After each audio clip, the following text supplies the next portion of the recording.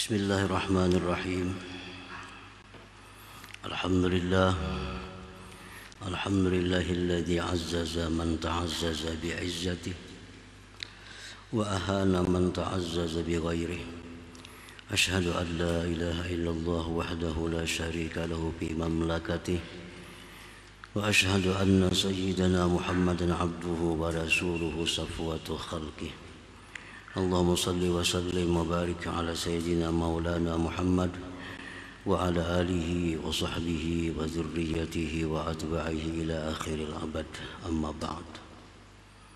Yang kita hormati dan kita muliakan para habaib dan para ulama, muhibbin, hadirin hadirat rahimakumullah. Puji syukur setinggi-tingginya kita haturkan kehadirat Allah Subhanahu wa ta'ala atas limpahan taufik hidayah dan inayahnya, sehingga kita pada malam ini kembali dapat berkumpul bertemu di majelis yang penuh berkah dan rahmat ini.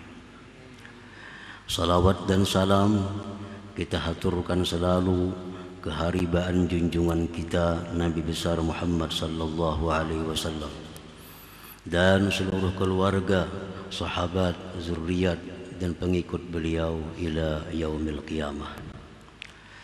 Para muhibbin rahimakumullah, al-hikmatu tsaminatu wal 'ishrun ba'dal mi'ati tsaniyah minal hikamil 'ataiyah.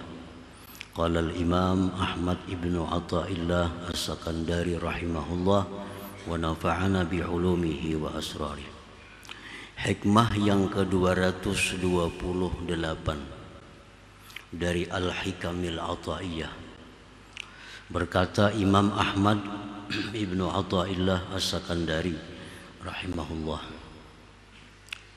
in raggabatkal bidayatu zahadatkan nihayat, in da'aka ilaiha zahir nahaka anha batin. Artinya, jika menggemarkan akan engkau oleh permulaan-permulaan, maka tiada menggemarkan akan engkau oleh kesudahan-kesudahan. Jika mengajak akan engkau kepadanya oleh yang zahir, maka mencegah akan engkau daripadanya oleh yang batin. Itulah terjemah hikmah yang 228. Maksudnya adalah, in raggabatka fi hadhil wilayati allati la tadum bidayatuha. Apabila menggemarkan akan engkau pada ini wilayah, pada ini kekuasaan yang tidak kekal oleh permulaan-permulaan kekuasaan itu. Apabila menggiurkan akan engkau oleh kekuasaan yang tidak kekal permulaannya. Permulaan kekuasaan itu sangat menggiurkan. Kata azimin nasilaka, seperti memuliakannya manusia kepada engkau, seperti mengagungkannya manusia kepada engkau. Kalau kita punya wilayah, kita punya kekuasaan, maka manusia akan mengagungkan kita, akan memuliakan kita, menghormati kita. Wa nubudhi awamirik, dan lulusnya perintah-perintah engkau. Kalau kita punya kekuasaan, perintah kita lulus. Jadi kita laksanakan ini, dilaksanakan orang. Jadi kita bangun ini, dibangun orang. Jadi kita rubuh ini, dirubuh orang. Wa tayassuri ma'asyik, dan mudahnya kehidupan engkau. Kita punya kekuasaan, nak makan ini ada, Anak minum ini ada, anak berpakaian ini ada, anak berkendaraan ini ada. Nah itu sesuatu yang menggiurkan, sesuatu yang menggemarkan, dan itu berada dalam sesuatu yang namanya wilayah kekuasaan. Jadi kekuasaan itu zahirnya atau permulaannya itu menggiurkan. Zahadatka nihayatuha, tidaklah menggiurkan akan engkau kesudahan-kesudahannya. Nah, jadi kekuasaan itu awalnya menggiurkan, akhirnya menyedihkan. Zahirnya menggiurkan, tapi batinnya menyedihkan. Para muhibbin rahimakumullah, zahadatka nihayatuha, maka tidaklah menggiurkan akan engkau kesudahan-kesudahannya itu kekuasaan. Apa kesudahan kekuasaan itu? Kafaqdi tilkal wilayah, seperti hilangnya itu kekuasaan. Kekuasaan ini pasti hilang. Pasti hilang. Imma bil azal, ada kalanya dengan berhenti atau diberhentikan, au bil maut, atau dengan kematian. Wal huzni ala firaqiha, dan sedih berpisah kekuasaan. Sedih. Wa syiddatil mas'uliyah bil akhirah, dan sangat bertanggung jawab di akhirat kelak terhadap kekuasaannya itu. Nah, para muhibbin rahimakumullah. Jadi artinya bahwa wilayah yang namanya kekuasaan itu zahirnya memang menggiurkan kita. Karena banyak kemudahan-kemudahan yang kita dapat, kesenangan-kesenangan yang kita peroleh. Tetapi pada batinnya kekuasaan itu adalah tidak menggiurkan. Karena bagaimanapun kekuasaan itu akan berakhir dan akan sedih karena berakhirnya kekuasaan, dan di akhirat kelak akan mempertanggungjawabkan di hadapan Allah Subhanahu wa ta'ala. Jadi kalau kita mencari kemuliaan dengan kekuasaan, maka itu adalah sesuatu hal yang dianggap keliru, dianggap yang salah. Kita hendak jadi orang mulia dengan kekuasaan, itu adalah sesuatu yang keliru. Karena kekuasaan itu akan berakhir, maka kemuliaan kita pun ikut berakhir juga. Para muhibbin rahimakumullah. Qala Rasulullah sallallahu alaihi wasallam, innakum satahrisuna 'alal imarah wa satakunu nadamatan yaumal qiyamah. Ujar Nabi kita bahwasanya kalian itu ingin mendapatkan kekuasaan, dan bahwa kekuasaan itu akan menjadi penyesalan engkau di hari kiamat. Nah ini ya maksudnya, permulaannya zahirnya menggiurkan, tetapi batinnya, ujungnya akan menyedihkan. Qala Rasulullah sallallahu alaihi wasallam, awwaluha malamah wa thaniha nadamah wa thalithu adzabun yaumal qiyamah illa man adal wa kaifa ya'dilu ma'a qaribi. Rasulullah bersabda lagi, yang namanya kekuasaan itu permulaannya adalah celaan. Di tengah-tengahnya itu penyesalan, dan ujung-ujungnya adalah azab di hari kiamat. Illa man adal, kecuali orang yang adil. Kecuali orang yang adil. illa man adal, kecuali orang yang adil. Kalau dia adil, maka tidak akan ada azab hari kiamat tentunya. Wa kaifa ya'dilu ma'a qaribih? Rasulullah bersabda, bagaimana dia bisa adil dengan keluarganya? Bagaimana bisa adil dengan keluarganya? Wa kaifa ya'dilu ma'a qaribih? Nah, para muhibbin rahimakumullah. Wa qala Rasulullah sallallahu alaihi wasallam, ma min ummati ahadun waliya min amrin nasi syai'a lam yahfazhum bima yahfazu bihi nafsah illa lam yajid raihatal jannah. Tidak ada dari umatku seseorang yang memegang satu wilayah kekuasaan, dia tidak menjaga rakyatnya dengan sesuatu yang dia jaga dirinya, melainkan dia tidak akan mendapatkan bau surga. Artinya ini seorang penguasa, dia hanya menjaga dirinya, menjaga keluarganya, menjaga kelompoknya, tapi kadang menjaga rakyatnya. Nah, orang seperti ini kadang akan dapat bau surga pada hari kiamat.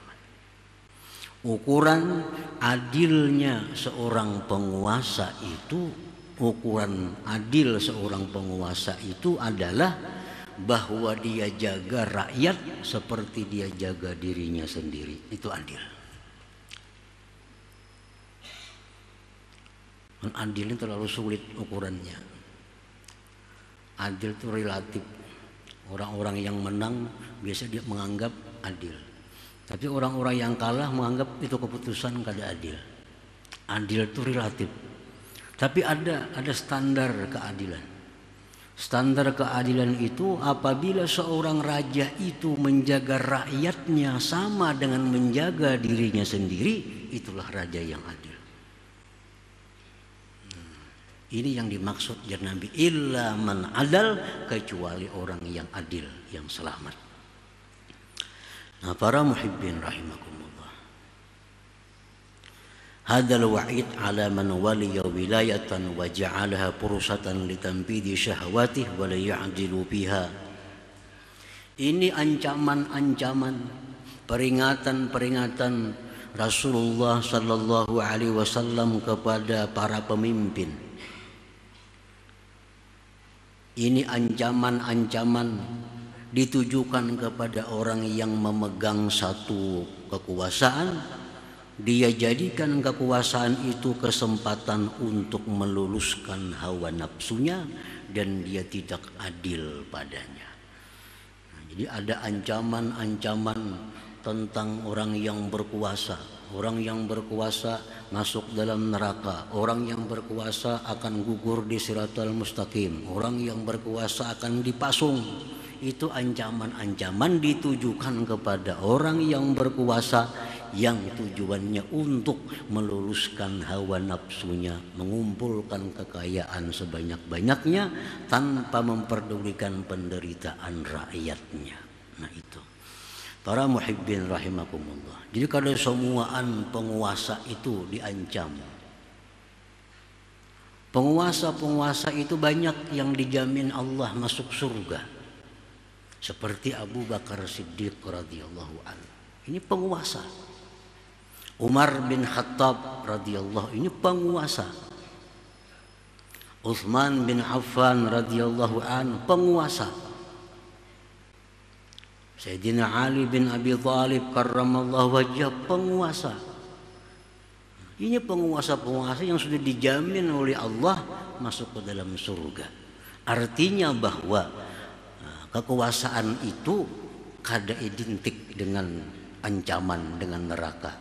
Orang-orang yang bisa menggunakan kedudukannya dengan baik, dia akan masuk kelompok sahabat yang 4 tadi. Nah, tapi orang-orang yang menggunakan kekuasaannya untuk hal-hal yang negatif, nah, dia akan masuk di dalam ancaman yang disampaikan Rasulullah sallallahu alaihi wasallam. Nah, para muhibbin rahimakumullah. Nah, adapun pemimpin-pemimpin yang menjadikan wilayah itu, kekuasaan itu sebagai amanah. Nah, dia dapat kekuasaan ini dianggapnya bukan kesempatan, tapi ini amanah. Dan dia jadikan itu kekuasaan alat li khidmatil ummah, alat untuk berkhidmat kepada umat. Dan dia adil pada kekuasaan itu. Nah, maka ini imam, ini pemimpin bimaqamin rafi' indallah subhanahu wa ta'ala, ini orang pada kedudukan yang tinggi di sisi Allah subhanahu wa ta'ala. Nah, jadi orang menganggap bahwa kekuasaan itu amanah. Amanah, bukan nikmat, bukan nikmat. Jadi salah besar orang yang dapat kekuasaan itu lalu sujud syukur, salah besar. Salah besar. Ini kekuasaan bukan nikmat, ini amanah. Kalau nikmat itu mudah disalahgunakan, tapi kalau amanah artinya beban. Nah, orang-orang yang adil itu orang yang menganggap kekuasaan itu amanah. Nah, dia gunakan kekuasaannya sebagai alat untuk berkhidmat kepada umat. Ada yang rumah rusak bisa dibangunakannya. Ada orang yang kadang berobat dibiayainya berobat. Ada orang kadang mampu sekolah digratiskannya sekolah. Nah, ini kekuasaan dijadikannya alat untuk berkhidmat kepada umat. Bahwa bimaqamin rafi' indallah. Nah, ini orang di tempat yang tinggi di sisi Allah subhanahu wa ta'ala. Para muhibbin rahimakumullah, Rasulullah SAW bersabda, ahabbun nas ilallah yaumal qiyamah wa adnahum minhu majlisan imamun adil. Manusia yang paling disukai oleh Allah pada hari kiamat, yang paling dekat daripada Allah pada hari kiamat itu imamun adil, pemimpin yang adil tadi. Pemimpin yang adil. Wa qala Rasulullah sallallahu alaihi wasallam, yaumun min imamin adil afdalu min ibadati sittina sana. Satu hari kerja dari pemimpin yang adil itu pahalanya sama dengan ibadah rakyat 60 tahun. Ini si pemimpin ini dia bekerja dengan adil. Dengan adil. Nah, satu hari dia bekerja dengan adil, nilai pahala yang diberikan Allah sama ibadah rakyat 60 tahun. Nah, ini pemimpin-pemimpin yang adil. Rasulullah SAW menyatakan sab'atun yuzilluhumullah bi zillihi yauma la zilla illa zilluh, imamun adil. Ada 7 golongan manusia yang dinaungi oleh Allah pada naungannya, pada hari tidak ada naungan selain naungan Allah. 7 kelompok manusia yang di padang mahsyar itu dapat naungan khusus dari Allah. Yang pertama, imamun adil, pemimpin yang adil itu. Nah, para muhibbin rahimakumullah. Nah, jadi artinya bahwa kalau kita hendak mulia, jangan mencari kemuliaan itu dengan memimpin suatu wilayah. Kalau kita hendak jadi orang mulia, janganlah kita dapat kemuliaan itu dengan sebab kita berkuasa. Karena itu akan berakhir. Bila itu berakhir, mulia kita pun berakhir juga.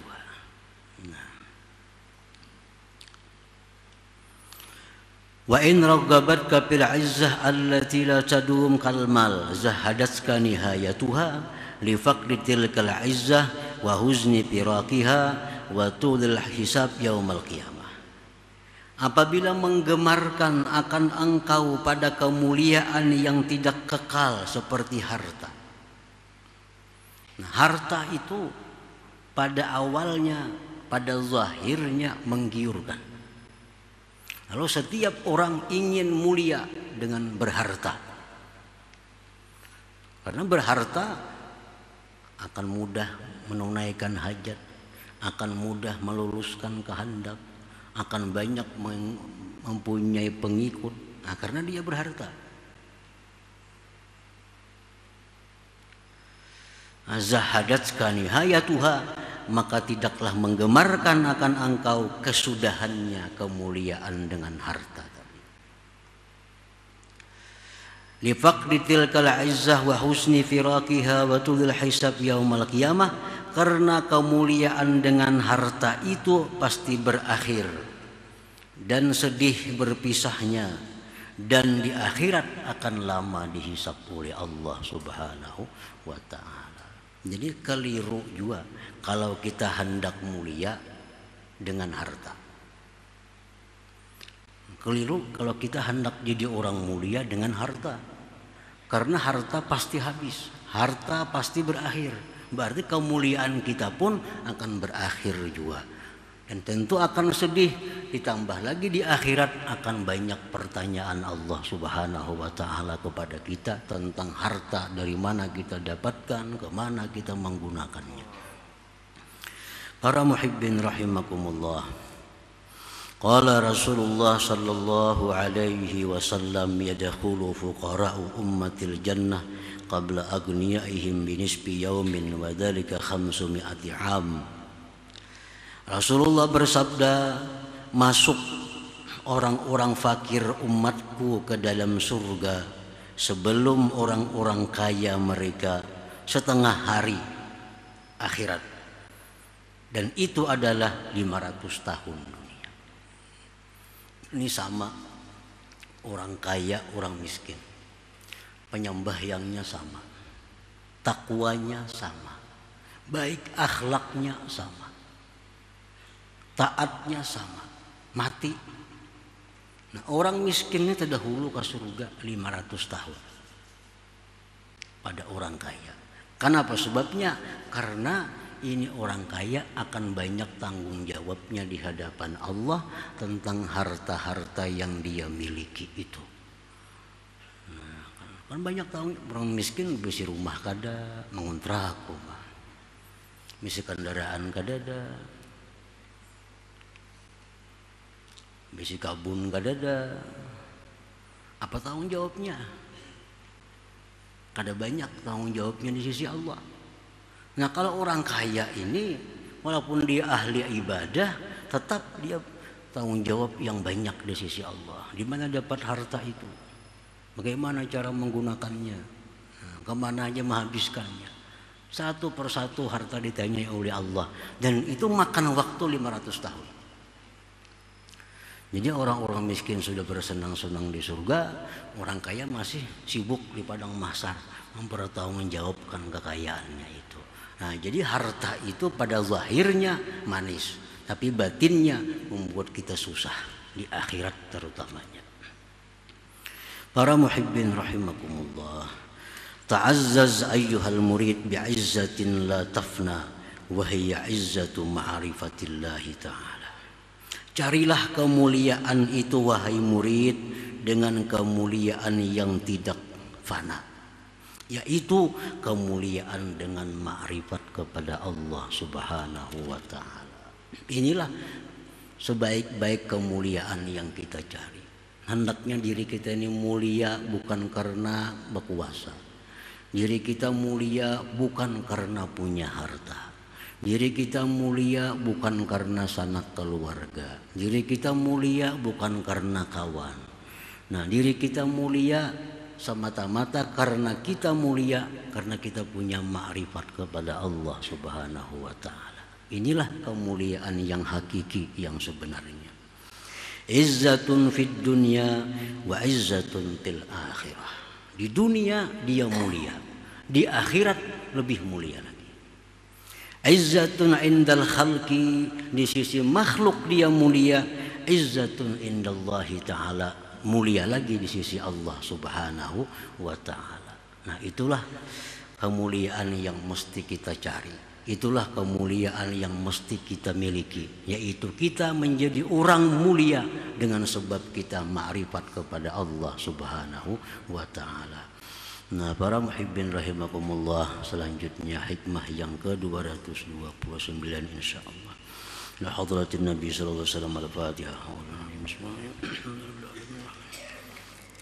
Ya kana Abu